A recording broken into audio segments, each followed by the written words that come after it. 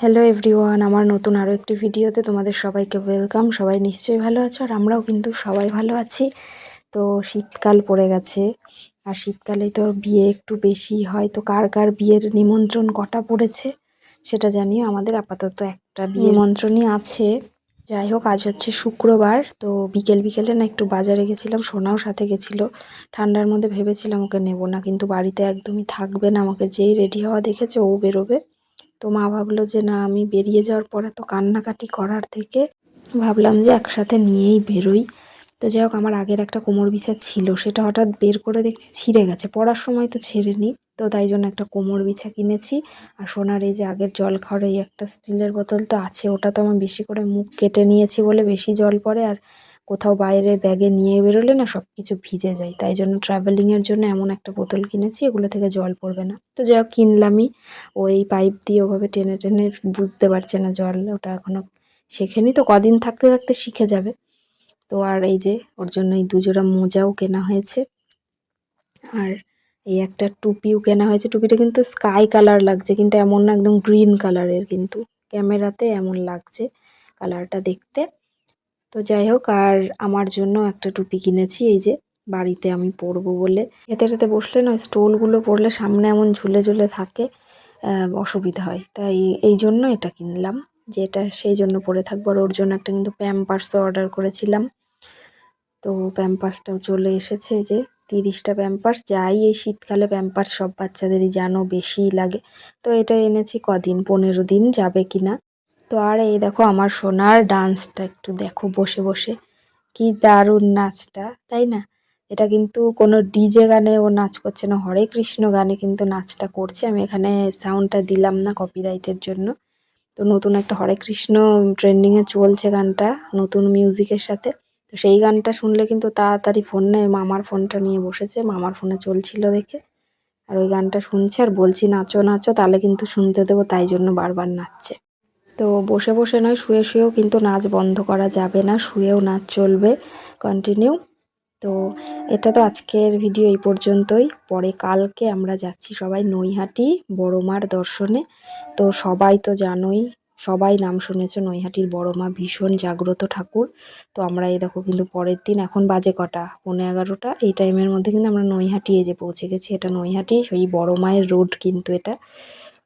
তো এই যে চলে এসেছি। এই ষাঁড়টা কিন্তু পুরো বড় মায়ের মন্দিরের সামনে গিয়েও পরে দাঁড়িয়েছিল, ওখানে সবাই ওকে যা দিচ্ছিল খাচ্ছিল। তো এই যে নৈহাটি শহর, আমি এখানে প্রথমবারই আসলাম, ট্রেনে বাসে চড়তে পারি না, তো কোথাও ঘুরতে যাইনি। তো ঘোরা শুনলে নিজেরও ভালো লাগে, যেতে ইচ্ছে করে, কিন্তু যাওয়ার পরে অসুস্থ লাগে। তো এই যে এটা দেখো তিননাথ ঠাকুরের একটা মন্দির, আর দাদা ওখান থেকে ঠাকুরের জন্য যে সন্দেশ ফুলের ডালাটা কিনছিল।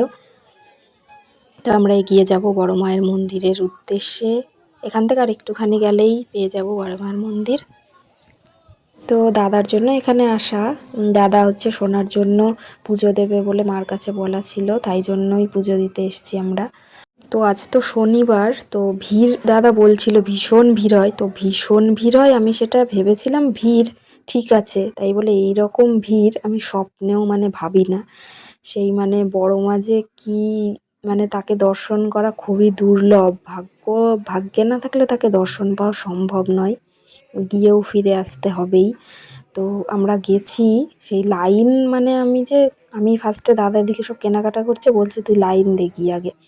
তো আমি 3, 4, 5টা রাস্তা পেরিয়ে গেছি, বুঝতে পারছো, গলি গলির মধ্যে দিয়ে সে লাইন দাঁড়িয়ে আছে, লাইনের কোনো শেষ নেই। আর আমি মনে মনে বলছি বড় মা এবার লাইনটা শেষ করো, আমি শেষে হলেও দাঁড়াতে চাই। তো লাইনের কোনো শেষ নেই, দেখি লাইন চলতে আছে, আমি 3, 4টে রাস্তা ঘুরে এত দূর এগিয়ে গেছি, লাইনের পর লাইন রয়েছে। আমার মানে তখন বুঝতে পারছি যে কতটা সবার এত আশা বড় মাকে পুজো দেওয়ার জন্য, যে এভাবে মানুষ লাইনে দাঁড়িয়ে আছে। তো সবাই বলছে যে এরকম লাইন সন্ধ্যা মনে হয় 7টা 8টার আগে বাড়ি যাওয়া সম্ভব নয়। তো তাই জন্য না পাশে বড় মার নাম করে এই মন্দিরটাও কিন্তু, ওই বড় মার পাশে এই মন্দিরটা ব্রহ্মময়ী মা, এটাও কিন্তু 100 বছর পুরনো এই মন্দিরটা। তো এখানেই পুজো দিয়েছিলাম আমরা। তো সোনাকে নিয়ে আসা তো একটু দেরি হয়ে গেছে, তাই ভোরবেলা আসলে কিন্তু বড় মার মন্দিরে একটু তাড়াতাড়ি পুজো দেওয়া যাবে। তাই জন্য দাদা বলল না আজকে এখানেই দিয়ে নিই, আরেক দিন এসে শুধু মাকে নিয়ে আসবে, সেদিন দাদা আর মা এসে, আমরা আসলে একটু দেরি হয়ে যায় বাচ্চা কাচ্চা নিয়ে, বুঝতে পারছো। তাই সেদিন এসে বড় মাকে দাদা পুজো দিয়ে যাবে। আজকে আর হলো না। ঠিক আছে, আমরা বাইরে থেকে ঠাকুরকে এমনি দেখতেও তো পাইনি, ভেতরে না ঢুকলে কি করে দেখবো, এত গার্ড রয়েছে ওখানে, তো ঢুকতে দেবে না। অনেকে বলছিল আমরা একটু দেখে চলে যাব, তো কাউকেই ঢুকতে দেবে না। তো যাই হোক, বাইরে থেকে এমনি দেখে এই মন্দিরটাতে ঘুরে টুরে আমরা চলে এসেছি। তো মায়ের পায়ের নিচে একটা যে সাধুটা বসা দেখতে পেলে, তো এখানে ওই যে পোস্টারে এই পাশটায় যে সাধুটা রয়েছে, ইনি কিন্তু এই যে পাশে যে গঙ্গা রয়েছে, এখানটায় পুরো নাকি জঙ্গল ছিল আগে।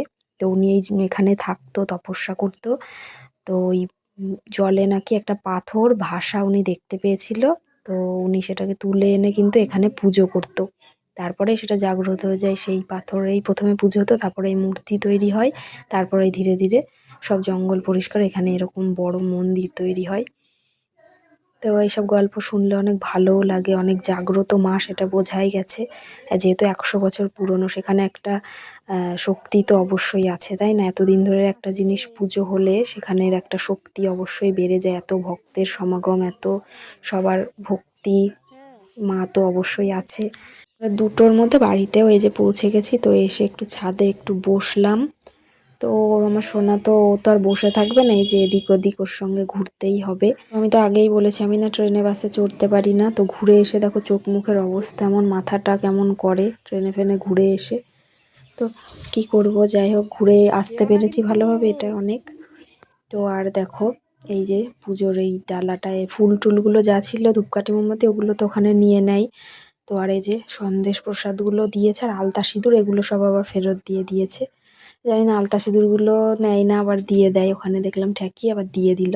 তো বড় মার এই যে একটা ফটো নিয়েছি আমি, কি সুন্দর তাই না? তো আমি গিয়েই ভেবেছি একটা বড় মার ফটো তো কিনবই, খুব সুন্দর, আমি রেখে দেবো আমার ঘরে।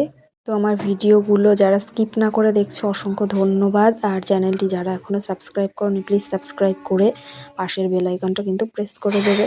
আর এই যে আমার না ট্রেনে ওরকম যেহেতু বমি পাই, বললাম না ভালো লাগে না, শরীরটা কেমন লাগে, তো এই আমলকি পেয়ে আমি কিনে নিয়েছি, কারণ এগুলো খেতে খেতে না মানে ঝাল ঝাল খেলে একটু ভালো লাগে, ওইসব ভাবগুলো ভেতরে হয় না। তো আর পপকর্নগুলোও কিনেছিলাম, তো খাওয়া হয়নি, ভালো লাগছিল না। তো চলো এখন বসে বসে সেটা খেয়ে নিই। তো দেখা হবে নেক্সট কোনো ব্লগে। কি এটা? এটা কে? তাই তুমি জানো? নমো দাও, নমো দাও তাহলে। ও বাবা, ভালো লাগছে এটা? বলো হ্যাঁ। বাবা তুমি সোনা, এটা সোনা পড়ি তো। ও মা, নমো।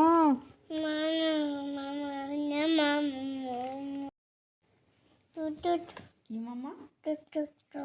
তাহলে দাও, ঠাকুর আমায় দিয়ে দাও না। কি মামা? ঠাকুরটা দাও, আমি নিয়ে রেখে দিই। মামা দাও, আমি রেখে দিই।